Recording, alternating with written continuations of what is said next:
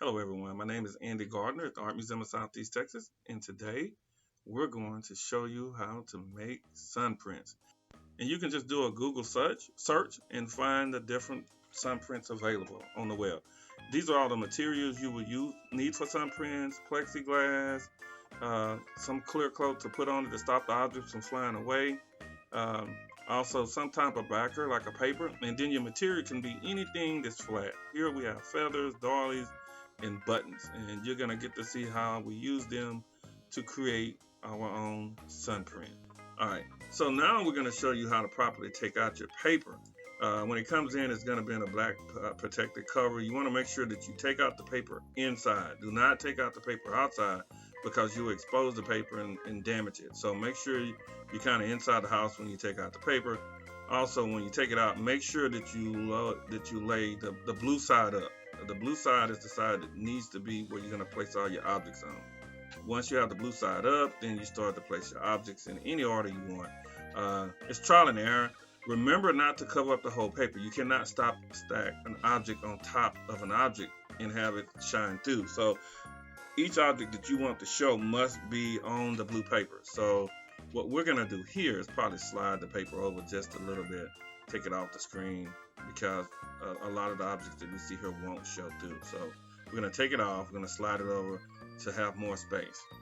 And as you do that, now you can start to place the objects. Remember, it's an image transfer. Once again, it's gonna pick up the image that lays on the paper. Only the image that touches the paper will be shown on the print. It's translucent, so make sure that you arrange it in any order you want. It's kind of cool. You can arrange it in any order that you would like. You can play around with it, do it more than once.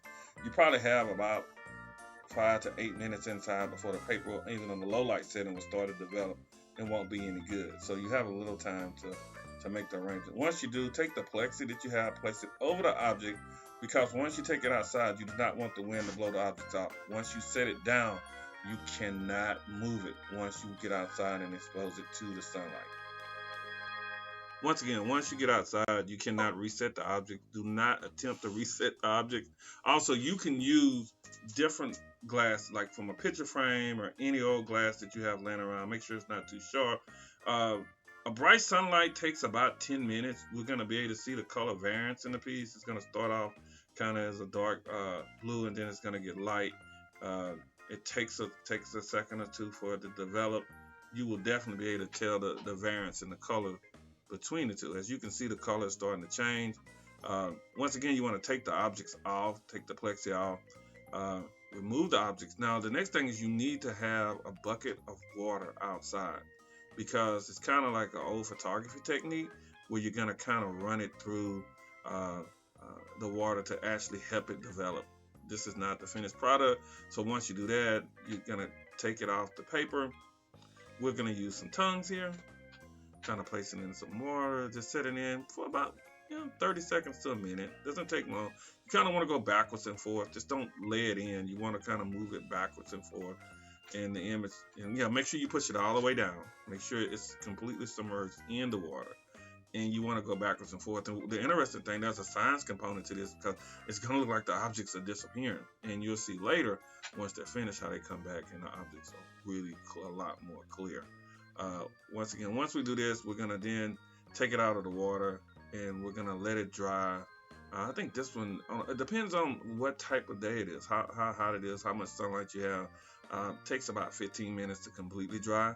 You just leave it out. Once it completely dries, you'll get to see the difference between the finished product and one that isn't finished. So you can see this is a sun print. The neat thing is you can put these in picture frames. Sun prints come in different sizes, so you can buy different sizes. I think this is 6x6. All right, guys, continue to check out our webpage, www.mset.org, and our Facebook page for more videos. Thank y'all for tuning in.